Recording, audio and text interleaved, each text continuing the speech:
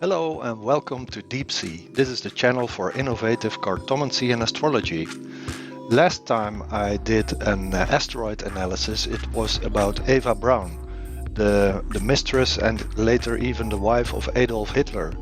And this was a very dark episode. It made me feel quite sick, to be honest. And because of all that darkness, that overdose of darkness, I want to compensate that this time with an overdose of sunlight. And maybe you've guessed it already, there's only one person who can give us that, and that is of course Vincent van Gogh. He's not the most stable person, so again we will be looking at some unpleasant parts of his chart. His character is quite difficult, but still it will be lighter on. It will be a much lighter episode. Let's put it like that. As always, the focus will be on asteroids. If you don't know anything about asteroid astrology, I would suggest that you also check out my first video on this topic. That is about Carl Jung and the Red Book. And that video starts with a general overview of how I approach asteroids in astrology.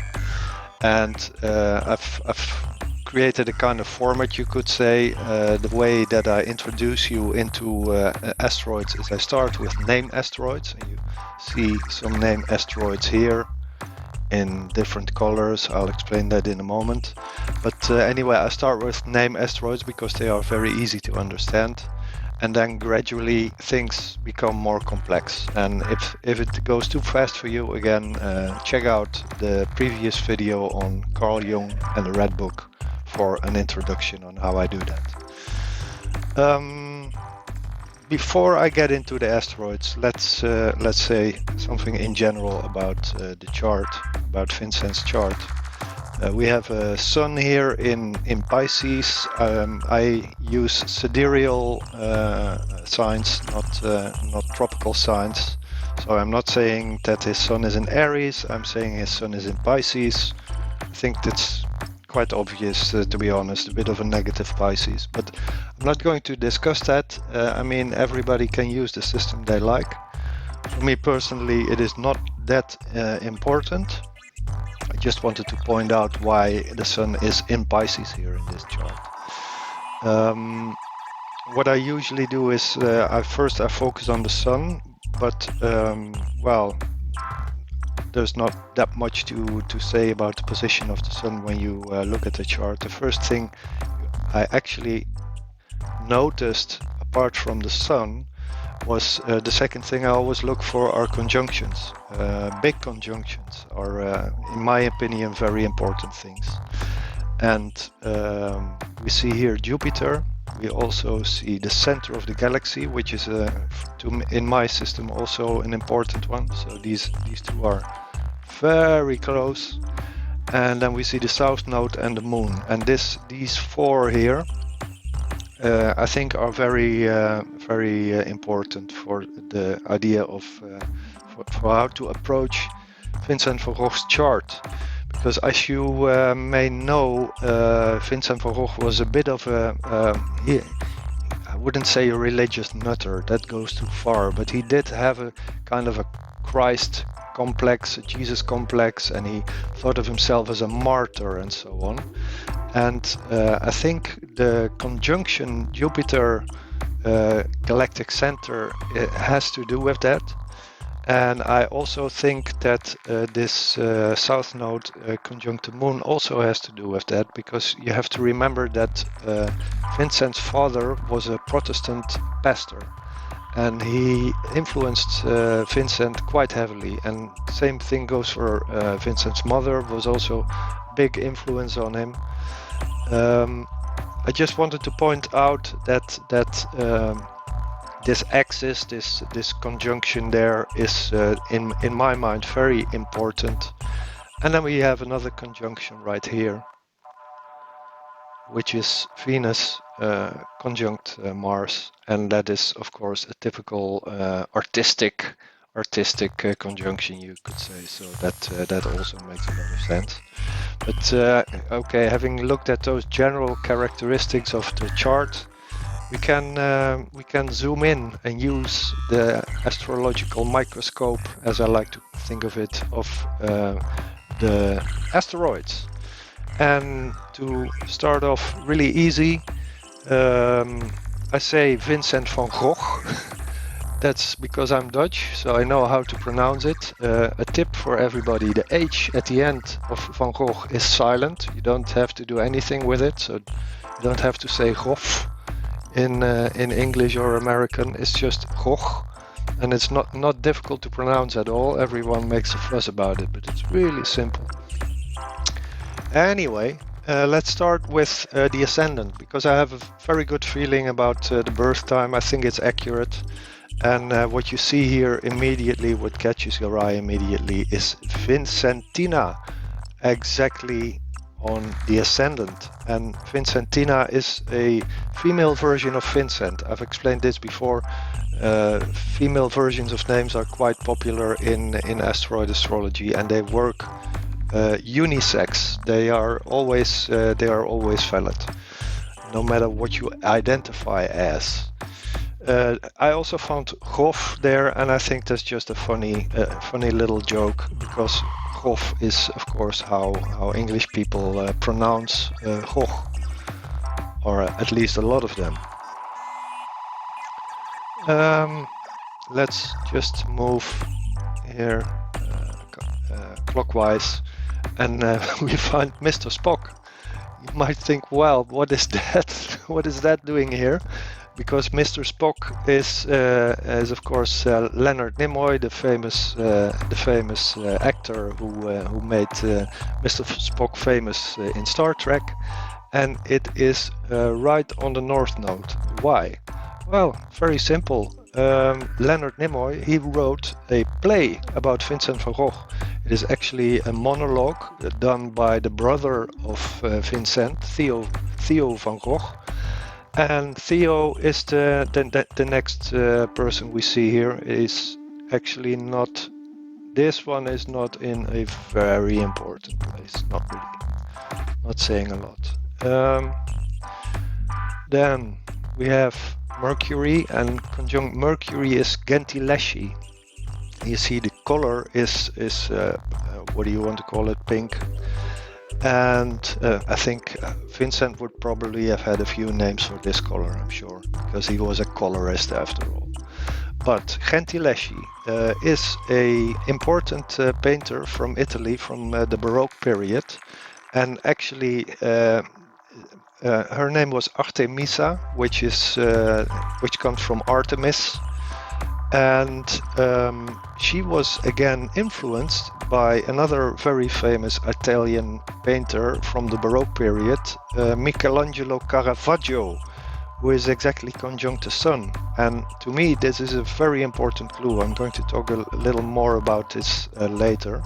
So just remember for now that Gentileschi, the Artemisa Gentileschi, she was a how do we say? She took the crucial elements of Caravaggio's style and developed them further. And these two are to me very important in this chart. Most important is Caravaggio, and fittingly that one is conjunct the Sun.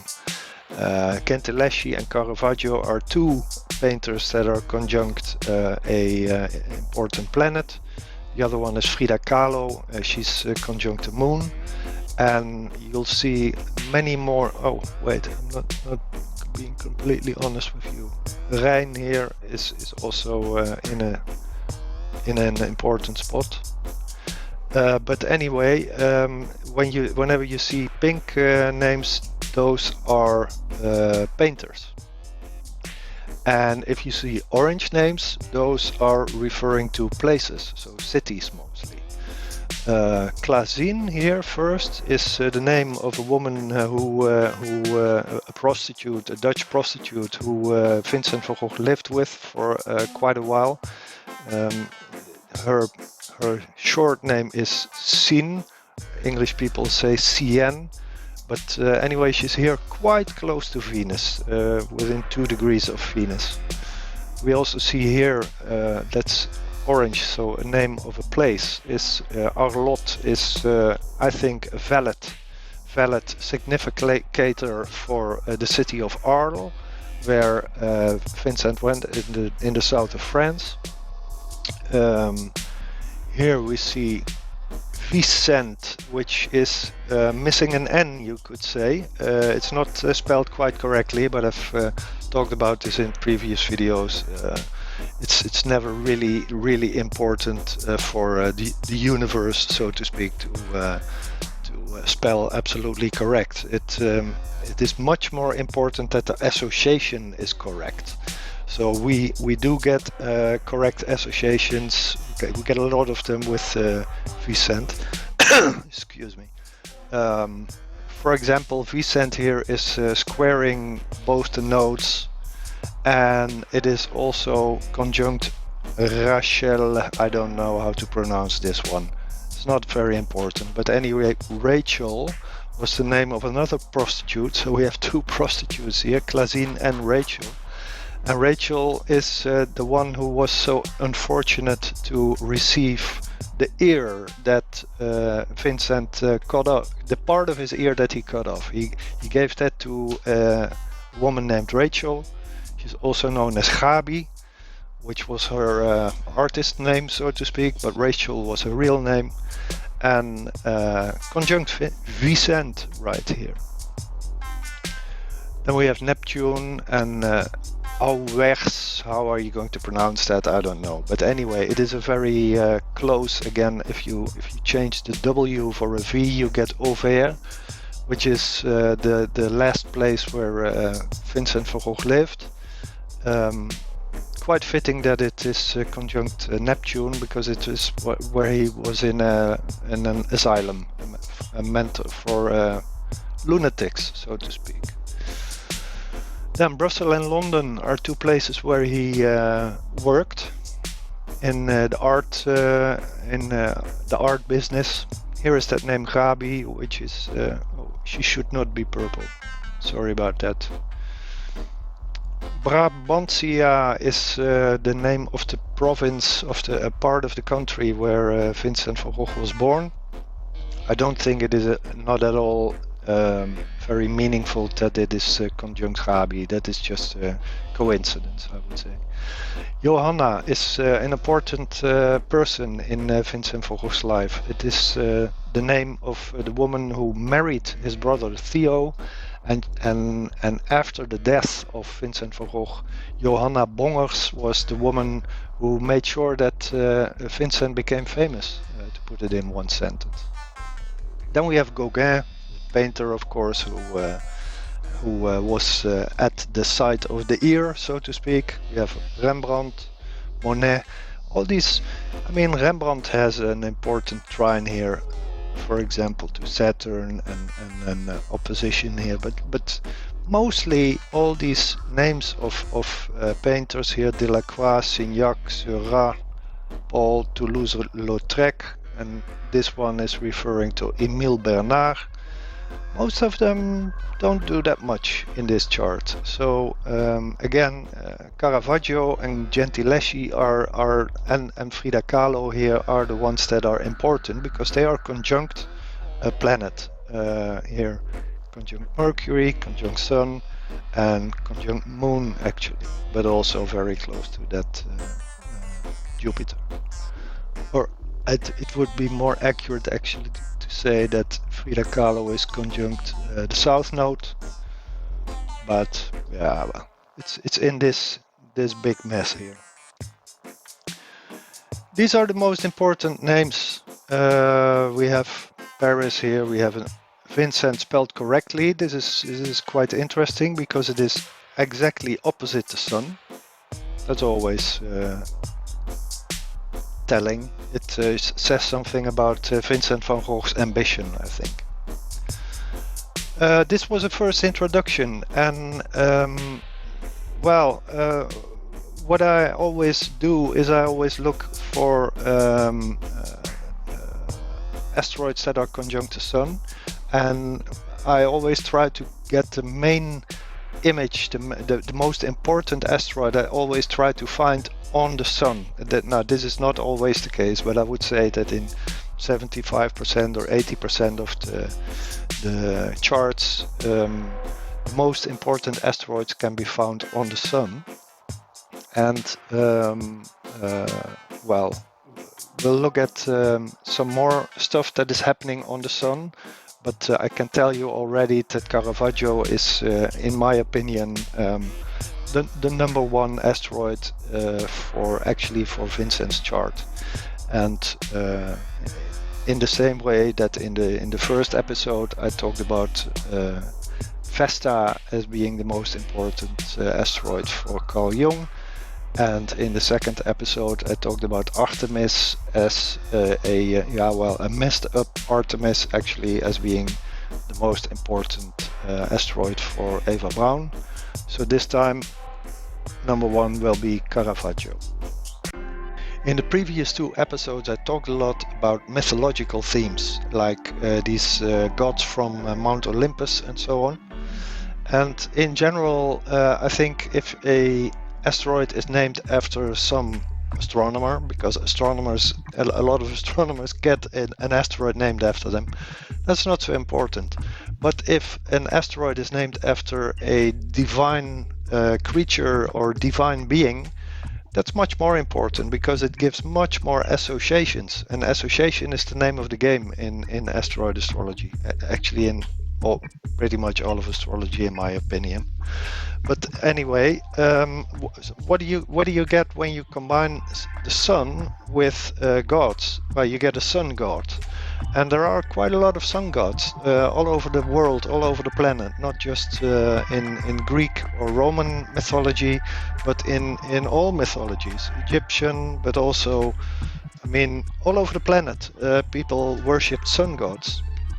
So I consciously made an effort to try to find as many sun gods as I could in the chart of Vincent van Gogh. And well, it was not very successful. Aten is actually the only one that fits that profile. It's an Egyptian sun god, god of the sun disk. And 10, 15, and let's see here, Pluto is at 8. It's 2 degrees from Pluto, so it's there, but not really making a big impact, I would say.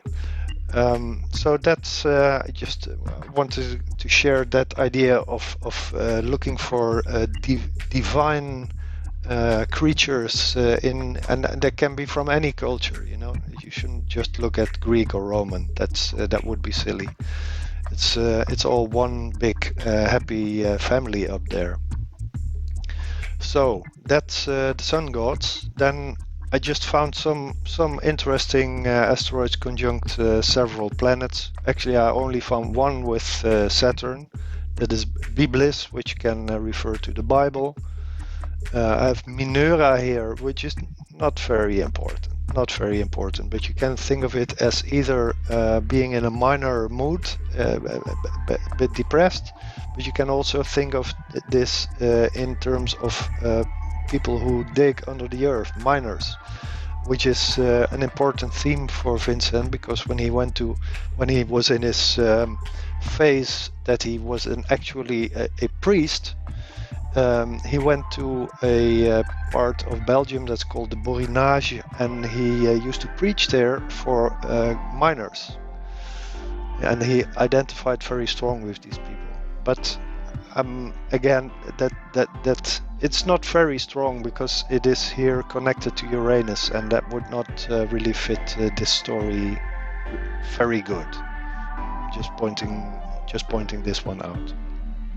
Then SDO 2000 CM114. Well, every time you see a name like this that has more numbers in it than anything else, it is something I get from the big book by Benjamin Adema, who is a specialist in these objects, centaurs. You see here a centaur, for example, SDO, Plutinos, and so on. I'm just going to quote what he says about this one, because I get it from him, This one is according to this SDO here. Let me point it out. This SDO here, that is conjunct Uranus, is about radical change, which is of course exactly the same thing as Uranus, and about creative ambition. So you could say that this one is emphasizing the whole theme of Uranus a little bit, not adding that much of his own spice. I think Atropos is important. That is conjunct Pluto, and Atropos stands for death. This Centaur, I thought that one was quite important because I quote Benjamin Adema again: issues with trying to persuade others, conflict between self-motivation and self-sabotage. Well, again, this is the accuracy of Benjamin Adema, because you cannot get more Van Gogh, Van Gogh than that, really. This is so much Van Gogh, it's incredible. And where do we find that one? We find it very close to Pluto. Reasoner is not a very important asteroid, but it just gives the whole idea of thinking. And I mean, Vincent was really a thinker, and he was a confused thinker, but he tried to think deeply and reason deeply, and he argued with people on and on and on, explaining his point of view. He read a lot and so on. So, and that also is also reflected here in Educatio. Let me try to zoom in a little. No, it won't even zoom in further, but education and reasoning, these two are conjunct Mercury. So that is very much about how he that he was someone for who education was important, but self-education. He educated himself, and he argued a lot. That's what these are saying. Now here's another Centaur. Let's see what Benjamin Adema said. Yeah, this is again. I mean, you really need his book. You really need his book. I keep repeating it, but if you do asteroid astrology, you get Benjamin Adema's books. This one, he says, indicates a point where tension, pressure gets, how do you say, the pressure increases. It's a bit volcano-like idea, that type of, how does he say it, increasing pressure, confrontational, and also having to defend oneself verbally. Well, there you go again. I mean, that's as Van Gogh as it gets. He was always arguing with everybody, including his brother, always getting in fights, never could stay in a relationship for long. People would always get sick of his arguing continuously. His father and mother thought of him as very difficult. It's just Van Gogh, totally Van Gogh, this Centaur. Then we have Potato. I find that so charming. This is, of course, the Potato Eaters was Van Gogh's first masterpiece. And we find the asteroid Potato, which has to do with everything potato. We find that on the Sun. So isn't that a charming detail? Here's another Plutino. I'm going to quote Benjamin Adema again. He says for this one, powerlessness. Now that is also very much to the point. Powerlessness, stress, and bad luck is what Benjamin Adema gives for this Plutino, and it's. I think it doesn't need. If you've read the letters by Van Gogh, if you know anything about his life, you would say, yeah, that's correct. That's exactly correct, and it's on his. Here we have Sophia, and Sophia stands very much for philosophy. So that is resonating with Educatio and Reasoner right here. Again, Caravaggio, who I will actually show you Caravaggio's own chart in a moment. So I'll be talking about Caravaggio some more in a moment. Stargazer, well, that's just a cute reference, perhaps not a very important reference. Still conjunct Sun, and you could of course say that it has something to do with those famous starry pictures, starry night pictures. The biggest cliches if you talk about art in astrology, I might add. And then Alu is another difficult one. Alu is an asteroid that makes sure that you have a rotten day, that everything goes wrong. It's also about people who don't look very who look shabby. And Van Gogh, when he was in his 30s, he once went to the dentist, and the dentist pulled out 10 of his teeth. That's why you never see Van Gogh smiling in a self-portrait. Just check out his self-portraits, all of them. He always has his mouth closed, and that's because this man had no concept of hygiene.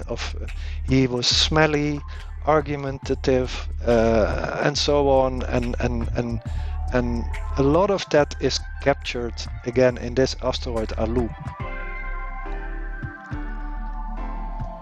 Now let me try to get the visual right here. It's a bit difficult with all those planets in one place. Asclepius is about the medical profession, and yeah, well, Vincent needed a lot of that. Then we have here Tisbe. Tisbe was in the previous analysis I did of the chart of Eva Braun. That was in suicide was a huge theme in that video, because we actually we did more or less a case study of Tisbe here, and the companion of Tisbe is Pyramus, which are two references from classic Greek mythology to suicide. And now you see that Tisbe in Van Gogh's chart is conjunct his Venus. Does that mean that he likes suicide? No, that goes a bit too far. But it is there, and we have to do something with it. Also here, and I won't be able to enlarge it any further. But here we have Arles, which is again a reference to the French town of Arles, where he cut off his ear, to keep it short, and made very pretty paintings, of course. And now Sedna. I mean, we were just talking about these Plutinos and Centaurs, and how these were all very difficult energies, so to speak. And Sedna, she's quite popular, beginning to get some notoriety and some popularity in asteroid astrology aficionados circles. Sedna is, if you want to put it in one sentence, it is about hitting rock bottom, going really having a very shitty time. It can also be connected to violence, to all kinds of unpleasant things. And this one is again conjunct Venus, and here I think that you can actually say, in the case of Van Gogh, I mean, he had this Jesus complex, he had this martyr thing going on, and that would actually completely fit the idea of Sedna conjunct Venus, because it would say that he thought that it was essential in a way to live as a poor bum, a peasant, a miner, or an artist who had no money, and so on. It would say that he actually thought of that as part of as an essential part of his way of life. So not against it, but seeing it as a part of his artistic process almost. That's how I would look at Sedna here. And apart from that, Sedna is just a very tough asteroid to have in an important place. Just one of those that can mess you up seriously, just like chaos.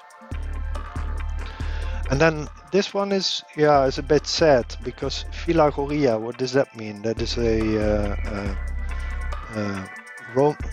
Roman word for to enjoy the company of others. Did I say Roman? It's a Greek word. To enjoy being among people. That's what he wanted. That's what Vincent wanted. But because he was such an obnoxious person, it would never work out for him. So I think this is quite sad to see this asteroid on his Venus, because it was one of those things that always in his letters to his brother, you can always read how lonely he was and so on, and this one makes that loneliness really lonely, so to speak. Arete is again Greek, is about doing the best you can, and ambition, being very good at stuff. And that, of course, reflects the whole idea of him painting hundreds of paintings in a few years, and trying always to improve himself, and being very conscious of the fact that he was trying to do new things and so on, and be number one in his style. That would be Arete. Admete is another one of those that really ruin your character. It has a chaotic flavor, but it also has this this strong will, this idea of strong will, but also, you know, someone who is just going his own way, doesn't care too much about what others think, but also in a chaotic way. And it's again one of those that really mess you up. And then we have a Platino here again, and for that I look at my notes from Benjamin Adema. It's again quite to the point. Benjamin Adema connects this one to erosion of basic securities, and I mean, Van Gogh never had any security in his life. The only security he had was his brother Theo, who would send him money and who would support him emotionally, more or less, but also not always. I mean, sometimes Theo would also get sick of Vincent, especially when he moved in his apartment in Paris. That was quite embarrassing for Theo. But I mean it's erosion of basic securities, okay. And then radical transformation is also something that Benjamin Adema mentions for this one. Radical transformation combined with Mars. Well, I don't know if that should be thought of in the artistic sense. You can think of it in the artistic sense, because definitely this one here, this is a centaur, but a named centaur. Okiro, I don't know how you pronounce it, but that one is also very much about ambition and moving up, putting energy in trying to get. I mean, he was trying to become a famous painter, and that the impetus behind that this has very much to do with this one. I'm gonna leave these two for now. Auvers, I mentioned before, is the name of the place where he went to the lunatic asylum. And then Arles, I just put it in the chart because I thought Arles is so much a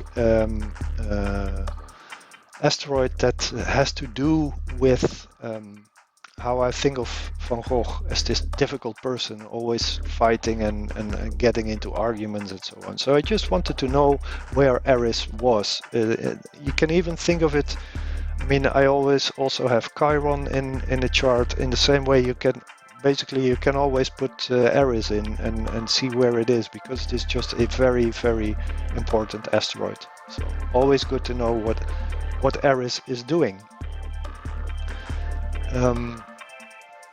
And then we have this big mess here.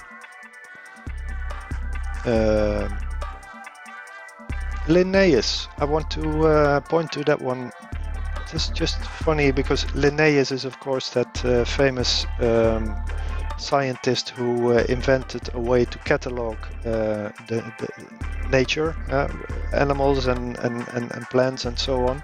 He had ideas about that. And the funny thing is that Vincent, in his youth, before he ever thought of becoming a painter, he would always go on long walks in nature because I think he just needed that. He was a difficult child. His mother didn't really like him. His father didn't really like him. So what did he do? He went into nature. He made long walks, very long walks.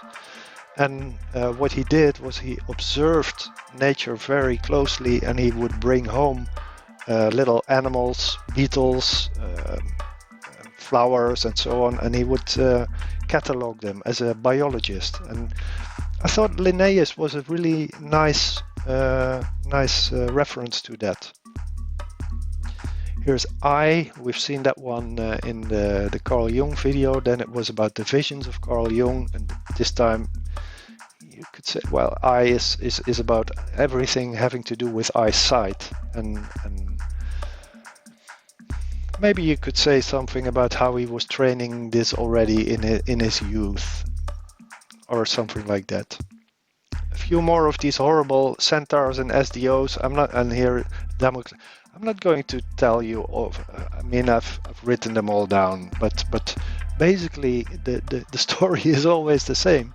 It's either getting mad at stuff or having difficulty to be in a normal social relationship with other people. That's basically what's behind it all the time. You know, that's the bad luck of Vincent van Gogh's chart. It's really not nice. Not a nice chart to have. Not at all. Red man. Well, that is of course referring to his red hair. Rect man. That's a bit of a joke. I've done quite a lot of research in financial astrology also, and to be wrecked is a popular expression among Bitcoiners. It means you have no money, you've lost it all. And wrecked man is just someone who is without money. And again, very to the point in the case of Vincent van Gogh. Yeah, Basti is another one where I rely on Benjamin Adema, and he sees there a combination of sexuality and creativity. Interesting combination. And then this one is very important, chaos.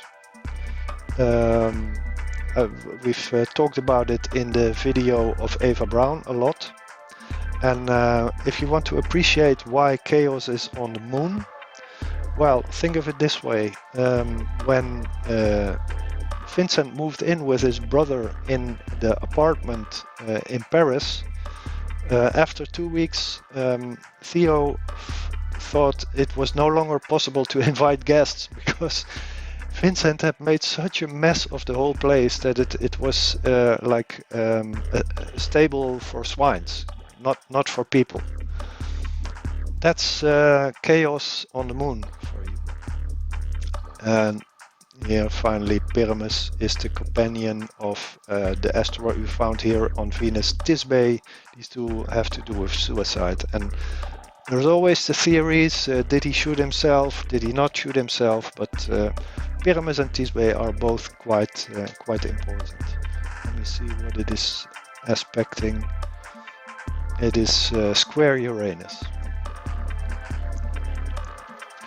Before I get into the whole Caravaggio thing, so to speak, I want to have one last quick look at the birth chart. And well, we already looked at the ascendant, but I also want to take a quick look at the midheaven. There are a lot of name asteroids in Van Gogh's birth chart. I mean, we already saw Vincent, spelled correctly, opposite the sun. It's not in this chart. But then we have Vincentina on the ascendant, which can be thought of as a way to solidify the birth time. And we also have Vicent, that is missing an N, but otherwise in perfect condition, simply meaning Vincent in this case, and that is on the midheaven. And there we also find whiner. This is again a funny double meaning, and in both cases it can be pointing to Vincent, because it can mean to whine in the sense of what is a different word for that? To feel sorry for yourself and whine like a baby, you know, something like that. And it also can mean drinking wine, so and even quite a bit of wine. So that's whiner. We have this Plutino here, and that's again looking at Benjamin Adema's delineation there, is about kidding yourself. And I think, Vincent van Gogh's personality has a lot of contradictions, and this is especially, I think, his letters show this time and time again. He is kidding himself. He is fooling himself. For example, I think the best example might be the way he treats the whole idea of Gauguin coming to Arles. First he wants it and he doesn't want it, and he is very happy that Gauguin will come, and then if he doesn't come, well, he'll find a reason for that to be okay as well. He's like he's just moving all over the place with his opinions and his reasoning, and kidding himself often, making a confusing mess of his motivations and his thoughts, especially in social, when it comes to social dynamics. Not so much when it's about his art. In his art, he has a clear idea of what he wants. But when it comes to relations with people, he's often kidding himself, and that's what this Plutino here, 1999 CE11, is about. And then Prisma, we've already seen that in the video for Carl Jung, and then I said that it is about that you should picture this piece of glass with, on the one side, the light coming through, and on the other side the colors of the rainbow coming through. Now, and I mean, that is just a perfect idea of Van Gogh, the colorist. He studied color very intensively, and Prisma is the best way to symbolize that. Few more. Masterman really means someone who is capable, a master of his craft. Brontosaurus is someone who just goes his own way, doesn't care about what others think. Pecker is about male genitalia, and his pecker got him into a lot of trouble because Van Gogh had syphilis. Probably this happened with the prostitute named Klazina Sin. His brother also had syphilis. They both died in basically when syphilis was really getting to them. That's what I make of that one. There is, by the way, also a asteroid that refers exactly to syphilis. It's spelled S, Y, the Greek Y, and F, Sif. And then we have finally that cube. Benjamin Adema makes of that is someone who sees through the zeitgeist, to use a German word, who sees through the opinions of the masses. And that is a concept that you should again connect to these earlier asteroids we saw, like Sophia, like Educatio, and Reasoner. This idea that, Vincent was a bit of a philosopher in a way. He was just not a systematic philosopher, but he did have a philosophical mind. And this cube says that he had an accurate idea of an accurate way of seeing through the the spirit of the times, to say it in Jungian terms. Yeah, and discovery, make of that what you want. And well, last point. I mean, I've emphasized a few asteroids that really show that Vincent van Gogh has a very, very difficult chart. You could say, is he psychotic? I don't know. This is manic depression? Could be borderliner. I don't know.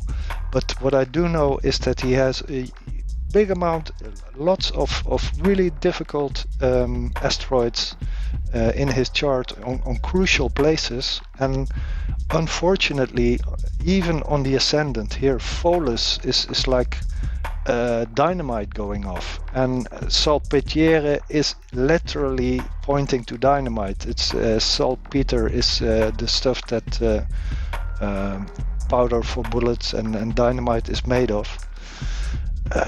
These two, Eurydice is connected with death and the underworld. Deianira with it's a very nasty one as well.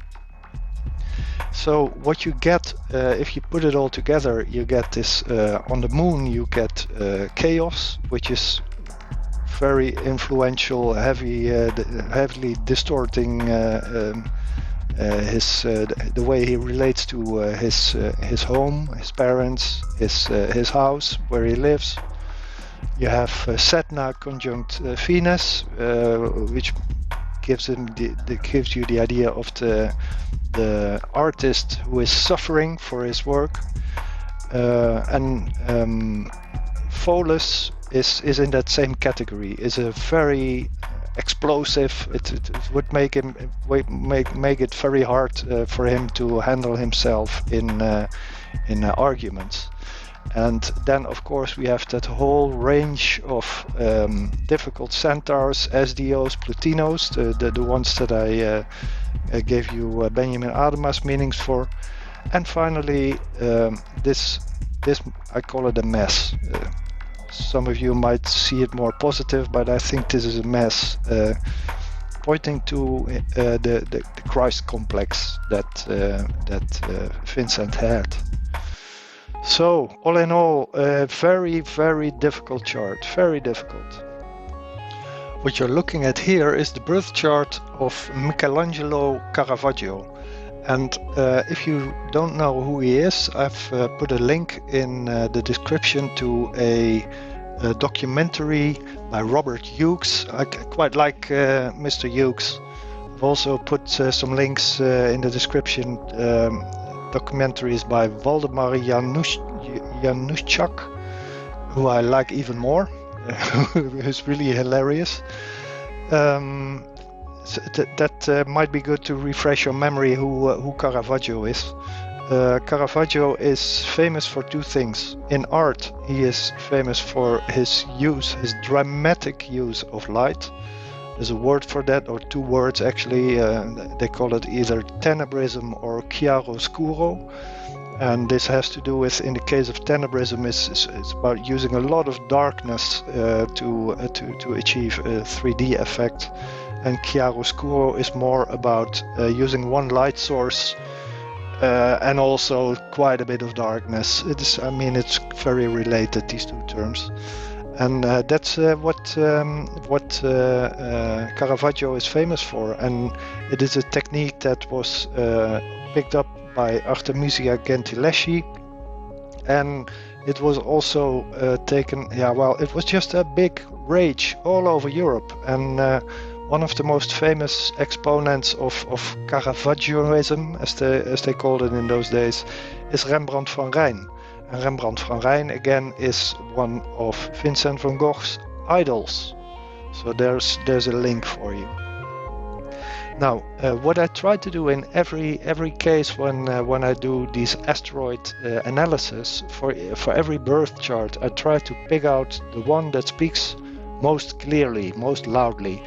And to be honest, the easiest case is when you when you look at the chart, you look at the sun, you check out the asteroids on the sun, and you find some big deity there, like in the case of Jung Vesta, in the case of Eva Braun, Artemis, and then you're already 50% done almost. It's really the biggest clue that you can get, a big juicy deity right on the sun. That always gives you a strong hint for what's the most important type of motivation for that character, for that person, for that personality.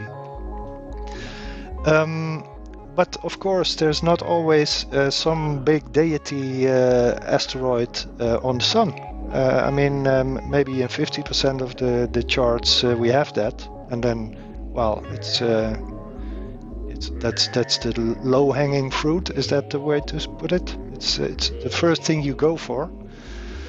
But sometimes it is a little bit more difficult, and in the case of Caravaggio on the sun, on Vincent van Gogh's sun, it is well. Caravaggio is also a kind of a legend. He is also a kind of. There's also a bit of mythology around his character. And that one of the reasons is that he was really a bad boy, and I mean his character was just as bad as Vincent van Gogh's character.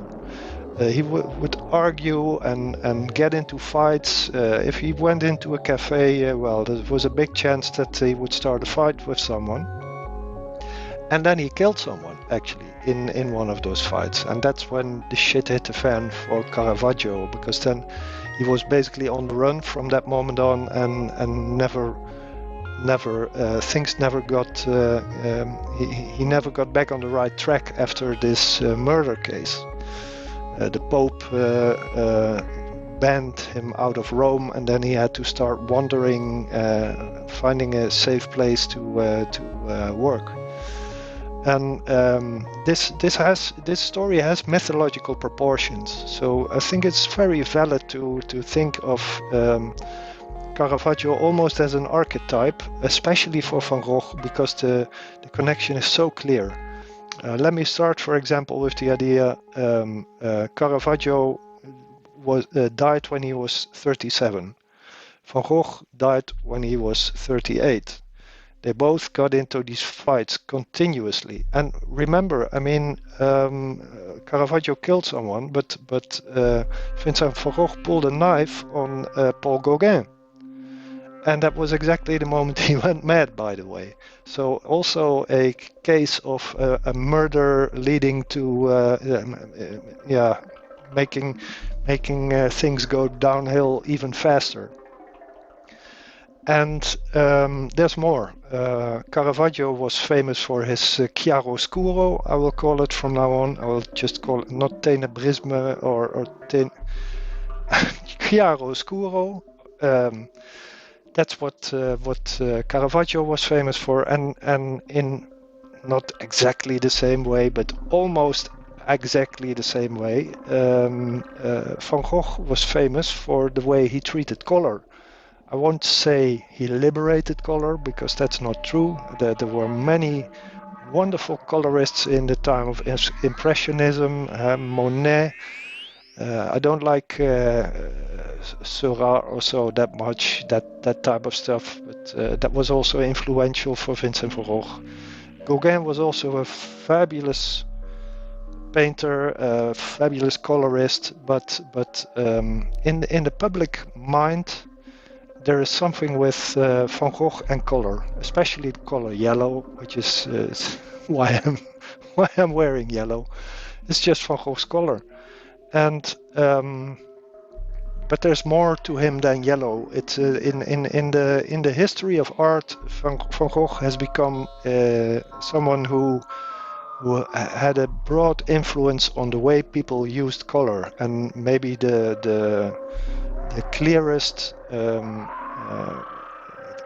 example is how expressionists after Van Gogh, mainly in Germany, the first wave, started using color. And again, it's not like liberating color, but a very important influence on the use of color after him. In the same way that Caravaggio had created this hype almost in the whole of Europe of this chiaroscuro idea, the darkness and the brightness contrast. Let's see. Yeah, there is. You can think of even more parallels between the lives of Van Gogh and Caravaggio. But the most salient ones I've mentioned already. But another one would be that Caravaggio is also famous for using ordinary people in his paintings. So the boys and the women he would paint, there would be models that he just took right off the streets of Rome. They did not look like noble men or something like that, or noble women. They were really the people that you find on the streets of Rome, and with dirty feet, dirty fingernails, and so on. And well, don't want to make this too much of a point, but it is, in a way, it is reminiscent of Van Gogh painting farmers, miners, and real people, and yeah, nature maybe not so much. I mean, Caravaggio did nature, but mostly portraits, so you cannot compare that.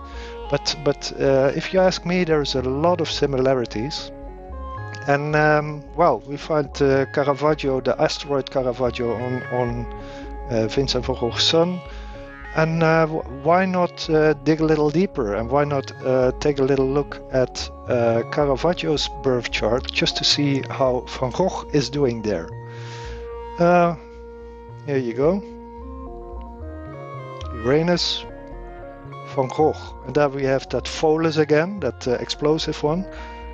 Vipera, that you should think of a viper there. And we have Vincentina, so we have let's see, 1757, and Uranus is at, come on. It's not exactly conjunct, but I say this is close enough. So we get two name asteroids of Vincent van Gogh on the Uranus of Caravaggio. I think this is saying something. There's something else going on. We have Rembrandt, which is the #1 exponent of the chiaroscuro in the Netherlands. And this one is again conjunct Vicent, which is also Vincent, and heavily aspected here with Venus, Node, and Chiron. And what do we have here? Jupiter. So really a lot of heavy aspecting going on. There's something going on, and I also want to show you this one, because I will use it in the next chart. I'm going to show you, because I mean, this is something to think about. How do you approach this whole idea of the Sherlock Holmes techniques that you can use to dig deeper in a chart when you do asteroids?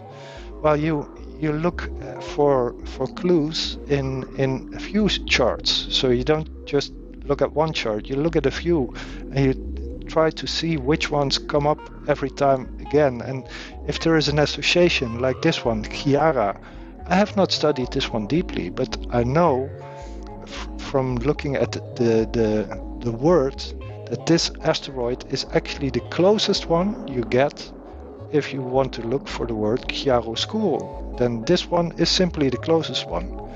And the universe has this, the astrological sky has this idea of, if it can put some meaning into it, it will put some meaning into it. It doesn't have to be perfect, it just has to be good enough to create meaning and to create association. So we get this Chiara here on an important place. I mean, it's on Neptune, and that's very, very to the point. I mean, you're creating an illusion of 3D, you're creating an illusion of more liveliness. So that's perfectly fine. And then it's also squaring Venus. So really an artistic combination there for Chiara. And that's enough for me to say, okay, I think this is a valid asteroid to look at the concept of chiaroscuro. And then I can go back to Van Gogh's chart and see what chiaroscuro is doing there. And we're back at Vincent van Gogh's chart. I said I will look at the chiaroscuro in Vincent van Gogh's chart and also at colors, because what you see here is some asteroids that just refer to colors. We have black here, and right opposite, hey, that's funny, we see blanco, which means white, and white conjunct. So we have white, white, opposite black. And what's that? Chiara, hey. This, if I would make the orb a little bit bigger, then Chiara would also have a red red line here, a square to this black one. But now you only see this here, square Chiara Blanco, because I have a very tight orb, 1 degree. But if I would make it 2 degrees, then you would have Chiara nicely in the middle of this opposition between black and white, which is not bad for the meaning of the word chiaroscuro. Could be worse. So that's one thing. But I want to make another point now, and this is something completely different, but I have to say it because it is also so crazy and it has to be discussed. It's all about time. Time with a big T. Time, the biggest riddle for physics, for physicists, for people who study nature. What about time? Well, remember that Ceres is the first asteroid that ever got discovered, and you remember when that was? That was around 1800. I think it was the 1st of January 1800 to be precise. And well, what does that say? What does that say? It means that the asteroids were discovered in a time when telescopes existed. Because you need one of those to find an asteroid, otherwise you won't see it with the naked eye. And of course you first have to discover an asteroid before you can give it a name. And usually it takes a few years after the discovery. People start fighting. What should we call it? Should we call it this? Should we call it that? Well, finally the dust... when the argument has been done, finally they reach an agreement, they give the bloody thing a name. And so it happened we have now, well, over 20,000 asteroids that have a name. I'm not sure exactly how many there are now. It could be 23,000 or 22,000, something like that. And the total asteroid count is way over 1 million. So what about those names? Because I was just looking at this chart of Caravaggio, and now again I'm looking at Van Gogh. I mean, this is the 1880s. We're talking 19th century, so there weren't a lot of asteroids around yet. Caravaggio had not been named around the time that Vincent van Gogh was alive. And I mean, it is very simple to realize that in the time of Caravaggio, which is the 16th century, no asteroid had been discovered yet. No asteroid had been named yet, and yet, and yet, these asteroid names work in Caravaggio's chart.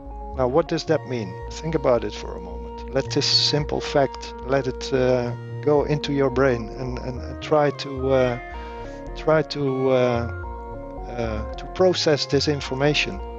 Because if you really understand what I just said, you have just discovered that the universe is much stranger than you hoped it would be or than you thought it would be. I mean, this is so crazy, this stuff. And actually it is, Benjamin Adema writes about this. Everybody who who has a working relation with asteroids sooner or later discovers this, because you can work with old charts and it just keeps working. And that's so mad, it's so crazy, because what does this mean? Let me spell it out for you. You have this associate, what's it called? Well, I forgot the name. These people have some organization with a very long name, and they are the official people who give names to asteroids officially. They do that every month. You can. I'll put a link in the description. You can subscribe to their newsletter, and then every month you find like 50 new names of 50 new asteroids. And this has been going on since the 1800s, and it means that this group of people who decide on the official names, they are working in such a way that the names that actually are official have backwards compatibility. They are retroactive. So whether these people like it or not, they are part of a big cosmic conspiracy. I would almost call it a cosmic conspiracy. Doesn't that sound nice? Where every name is exactly the name that it should be. I mean, this is so crazy. Try to think about it. I'll stop talking about it now, but just try to think about it and try to think of what this really means for the nature of reality, to put it like that. I mean, I think this is the craziest thing that astrology has to offer the world. It doesn't get crazier than this. This is total insanity. It is really the big undiscovered secret of astrology, and maybe you could even make a scientific case there. I'm not sure, but it's bananas.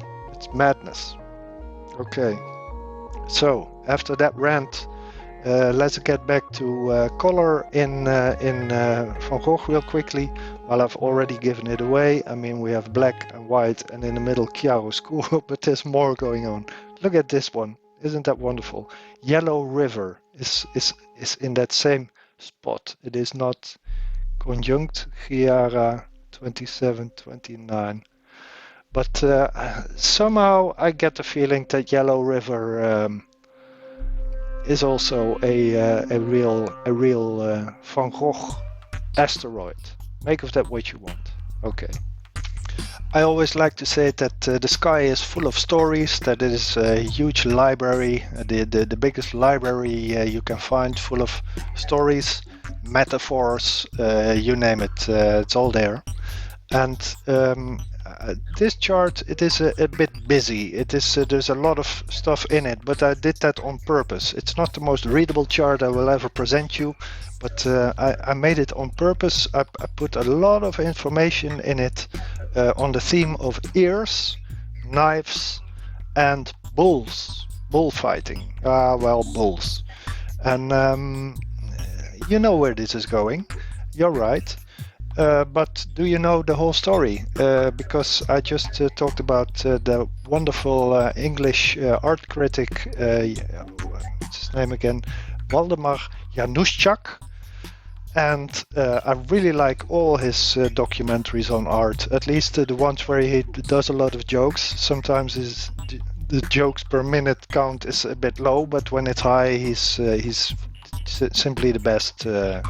So I've put a link in the description to a video where he explains his theory about the cutting off of the ear. Because I don't think, there's people who write whole books about the ear without getting that idea that Waldemar has. And I think it's really, really, really, really important to get that point. Because otherwise, what is this? Cutting off an ear? It's idiot. But Vincent, he was not that stupid. He thinks they did have meaning. He was a man of meaning. He was a thinking man. Symbols his paintings are always full of symbolism, and the act of him cutting off part of his ear is very symbolic. Now, where does it come from? You have to think that 200 meters from the place where Vincent van Gogh was living in Arles, there was a Colosseum. And of course, the real huge one is in Rome.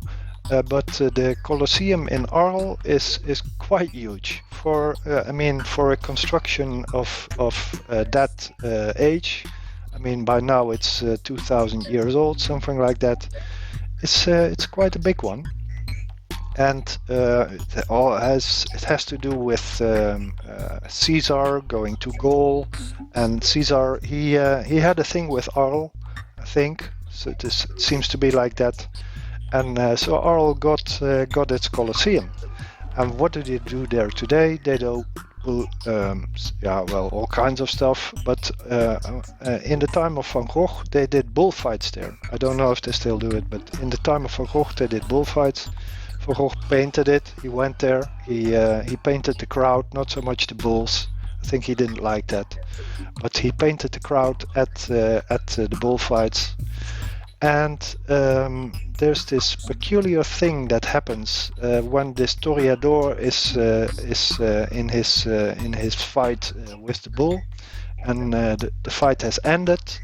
There is this ritual where the toreador, he cuts off an ear of the bull, and then he throws this ear into the public to some pretty lady who happens to be lucky and to catch this bloody ear. Now, that is the origin story of Van Gogh cutting off part of his ear, and then not only doing that, but also presenting it to one, let's say, I don't know if it was his favorite prostitute. He had some kind of weird fantasy again about this woman. She didn't like him, of course. But anyway, he presents this ear, this part of his ear, to a prostitute named Rachel. I think it might be something that Gauguin liked her, and therefore Vincent also liked her, or something like that. Some kind of quarrel about a prostitute. Now, why is this chart so busy? Well, I thought I'd make an example of it, because everybody knows about the ear. People who don't know about art, they still know about Van Gogh and the ear. It's ear, ear, ear, all the way. And if a story is that big, you can be 200% sure that you will find a lot of stuff with the asteroids, retroactively, as I just explained. And what the point that I especially want to make is that every language is valid, because when you think of an ear, in English that's ear, and I'll show you the asteroid. In English, there is exactly one asteroid that has a name that begins with ear, and that is Earhart. I think that's Amelia Earhart. Am I right? The female pilot. And well, in this case, it's not about Miss Earhart. No, it is about the fact that this word starts with ear. And if you look at how it is aspected, well, there is a trine going to Jupiter, a trine going to Saturn, a square going to the nodes, and then there is also Rachel quite close, but that's not really good enough. But this one, Earhart, is heavily aspected.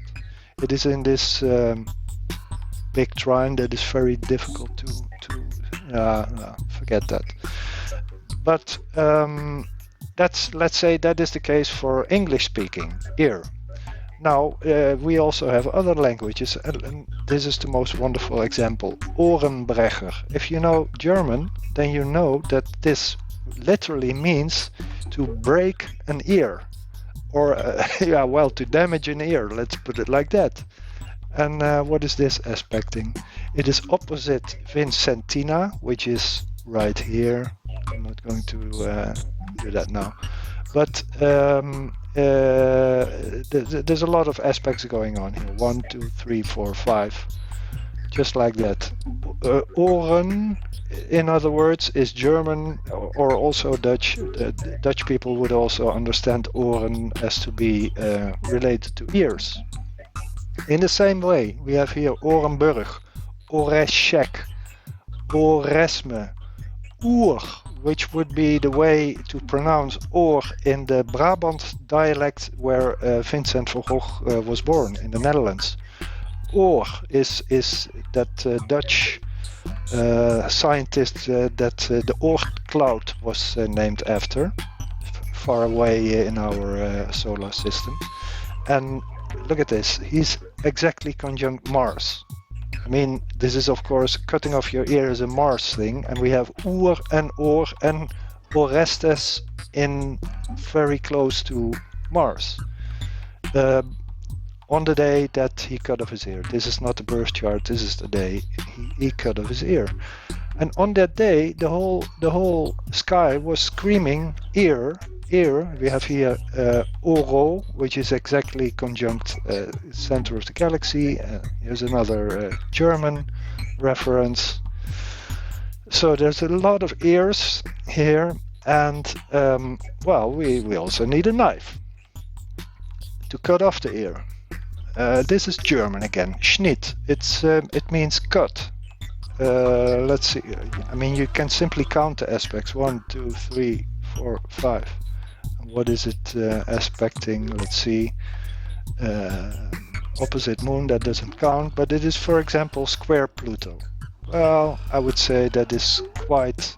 I mean, it will of course also be aspecting some of these little ones, but it's also squaring Pluto.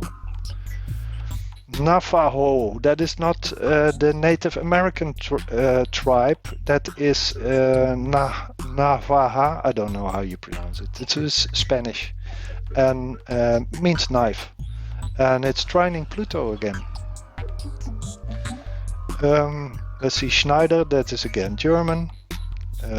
What is that aspecting? It's opposite Pluto, so a lot of Pluto. And then also lots of aspects to other, let's call it knife or ear asteroids, but I won't get into those details. Coutillo, that is again Spanish. Schneidmuller is, in other words, all the red ones are connected to cutting. We also have sharp, opposite to messig, which mes, which means knife in Dutch, so mes opposite sharp. And finally, the bull, the ear of the bull. Is Waldemar Januszczak's theory correct? Well, there are 3 asteroids that are strongly bull related.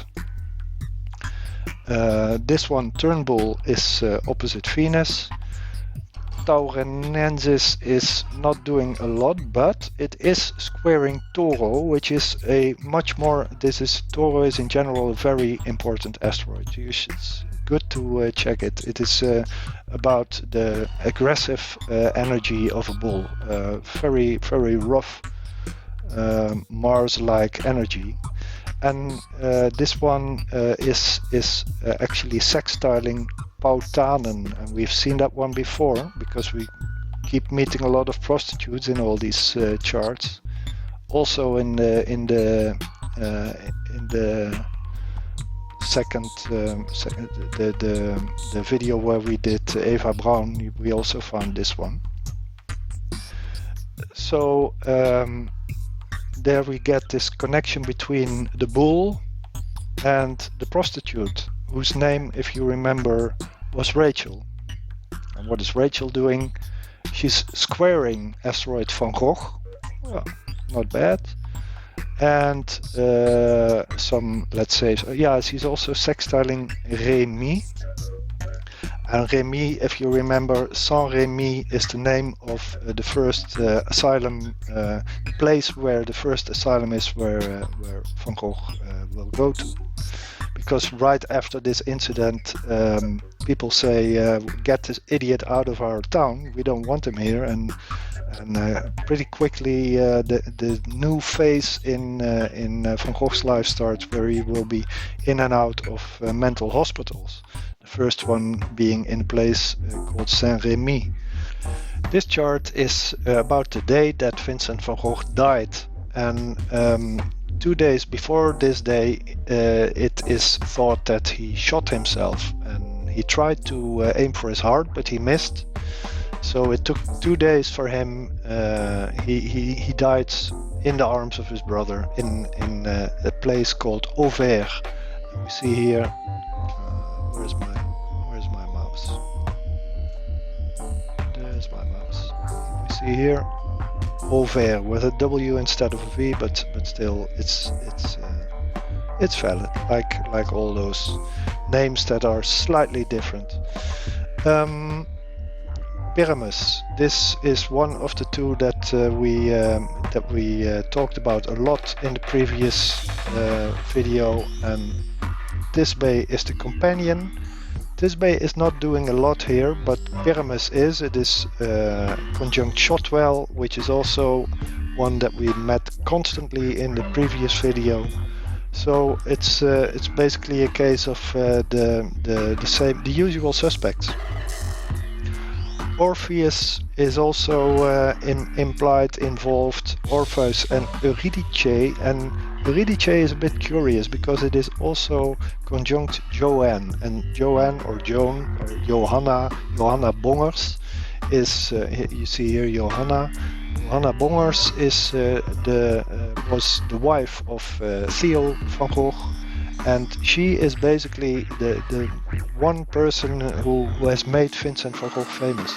She did the whole thing, and after her son took over that job, she translated his letters. She was very good at selling exactly the right Van Gogh paintings to the right people.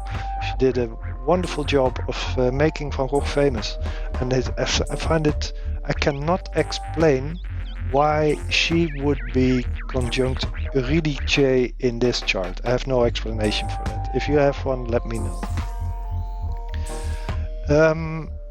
So basically, when you talk about the whole idea of suicide, yes or no, we have the usual suspects. If you want to know more, check out the video about Eva Braun. Atropos, meaning death, conjunct Vincent. Well, that's as clear as it gets. We have Pluto conjunct Neptune. I don't want to make too much of that. No, I don't. I mean, it's a Pluto conjunction, and they are always dangerous in some sense. But Pluto, yeah, I mean, it is to the point. It is very much to the point. But what I prefer, because I like precision. That's the great thing of asteroid astrology, is its precision. And here we have another Benjamin Adema contribution. The first idea or association that he gives for this Plutino is totally to the point.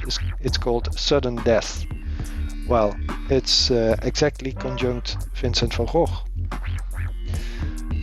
Again, totally obvious. This one, I think, is one of the more poetic asteroids in this particular video, because I press, well, there's again there are 2 letters missing. You should add a C at the beginning, and you should add a second S at the end, and then you get cypress. And Van Gogh used to paint a lot of cypresses, and what he remarked about cypress, he just loved the shape, but the meaning of the cypress is for him very much connected to death, because he would say that the cypress looks most beautiful on a graveyard. So what you get here is the sky or the universe, or however you want to call it, planting a cypress on the grave of Vincent van Gogh. I think that's impressive. This is the the final chart I will show you today, and it's about the whole idea that Vincent got famous after his death, which is, it's almost, can we call it a cliche? I think we can. How do you find such a thing in a chart? Well, there might be some asteroid for that. I have no idea. There probably is an asteroid for that, but that's not the point. What I try to do here in this particular chart is I try to connect this idea of posthumous fame to asteroids, and the date that I've chosen is the day that the Van Gogh Museum in Amsterdam was opened. So Van Gogh has his own museum in Amsterdam, and it's immensely popular. It's just one of the great museums of the Netherlands, of Europe, and even of the world. Thanks to Johanna. So how do you look at this? Well, it's very difficult. It's very simple in one sense. I mean, Van Gogh conjunct the sun. That's, you could say that's quite enough, but well, I always like to dig a little bit deeper. Here we find Vincent trining center of the galaxy, squaring another name, Vincent and Vicent. So there's some connections going on there, but look at these purple ones. That's what I really tried to look at, because how do you try to make sense of the opening of a museum? Well, the word museum comes from the word muse, and muse, if you know, are 9 divine inspirational goddesses who from Greece, who inspired all the arts. So Euterpe is about songwriting, Polyhymnia is more about religious song, Calliope is about huge enterprises like Wagner operas and stuff. Erato is about sensuous poetry. Clio is about history. Urania is about astrology, actually.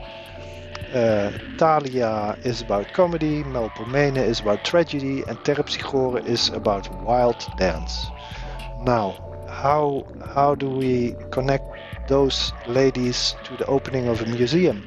Well, I mean, this is not rocket science. This is not exact science. This is just me guessing a little bit, and don't make too much of this one. But we do find here one conjunction and here another conjunction. And if you start counting the number of aspects that they make, there is some stuff going on. Like we see the sun here with Van Gogh, and there is a square going to Calliope and Erato. It's not